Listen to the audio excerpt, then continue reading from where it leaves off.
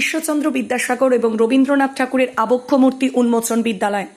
রায়না 1 ব্লকের অন্তর্গত বুজরুকদিঘি উচ্চ বিদ্যালয় ঈশ্বরচন্দ্র বিদ্যাসাগর এবং রবীন্দ্রনাথ ঠাকুরের আবক্ষ মূর্তি উন্মোচনের মাধ্যম দিয়ে ঈশ্বরচন্দ্র বিদ্যাসাগর মহাশয়ের 205তম জন্মদিন পালন করল স্কুল কর্তৃপক্ষ।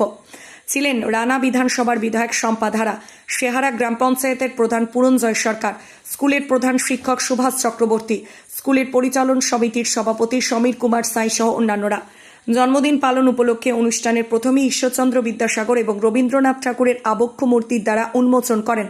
তারপর দুই মহান পুরুষের আবক্ষ মূর্তিতে মাল্যদান করেন বিধায়ক সহ সমস্ত অতিথিরা। সকাল থেকে সারাদিন ধরে অনুষ্ঠিত হতে থাকে বিভিন্ন সাংস্কৃতিক অনুষ্ঠান।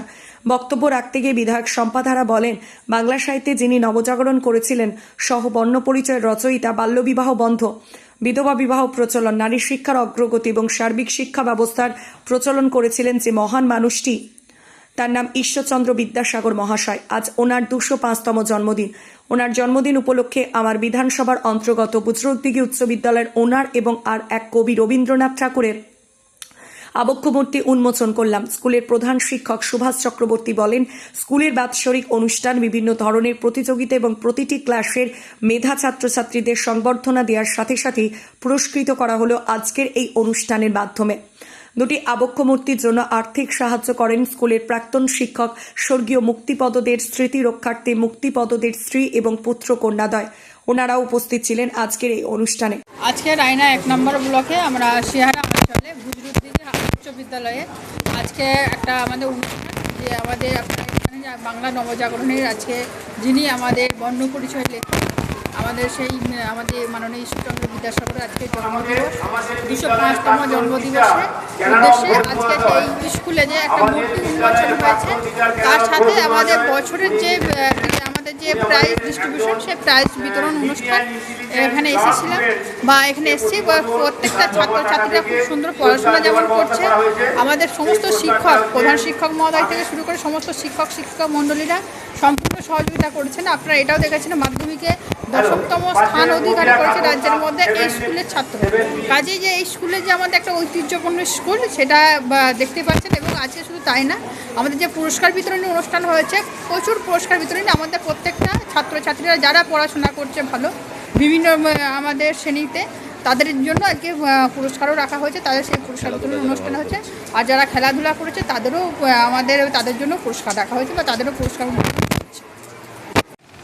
আজকে আমাদের বুজরুকদিঘি উচ্চ বিদ্যালয়ে বার্ষিক পুরস্কার বিতরণী অনুষ্ঠান হচ্ছে। তার সাথে সাথে আমাদের দুটো মূর্তি, মূলত বিদ্যাসাগর মহাশয় এবং রবীন্দ্রনাথ ঠাকুরের দুটো মূর্তি উন্মোচন করা হচ্ছে।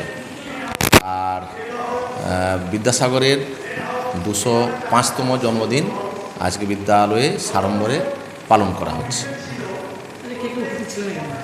আজকে আমাদের এই অনুষ্ঠানে আমাদের এলাকার বিধায়িকা মাননীয়া শম্পা ধারা, পরিচালন সমিতির সমস্ত সদস্যরা, অভিভাবক অভিভাবিকা, বিশিষ্ট ব্যক্তিজন, অভিভাবক অভিভাবিকারা এবং আমাদের স্কুলের এক্স ম্যানেজমেন্টের সেক্রেটারিগণ এবং ছাত্রছাত্রী এবং শিক্ষক শিক্ষিকারা উপস্থিত আছেন। সাথে এখানকার অঞ্চল প্রধান উপস্থিত ছিলেন। মাননীয় শম্পা ধারা এবং তার সহযোগিতা করেছেন যিনি দাতা, তিনি ওনার পুত্র মাননীয় পঙ্কজ কুমার দে, দুজন মিলে ওরা উদ্বোধন করেছেন। হাতে পুরস্কার তুলে দিলেন। আজকে যেহেতু এটা বার্ষিক পুরস্কার অনুষ্ঠান,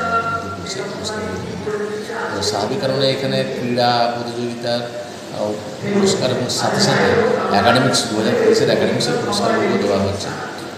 সব মিলিয়ে টোটাল যে পুরস্কার আর কি, আর্থিক পুরস্কার, বই এবং মেমেন্টো সব মিলিয়ে 90-এর অধিক পুরস্কার এবং সাথে আবার চারা গাছ আমরা ছাত্রছাত্রীদের হাতে তুলে দিয়েছি।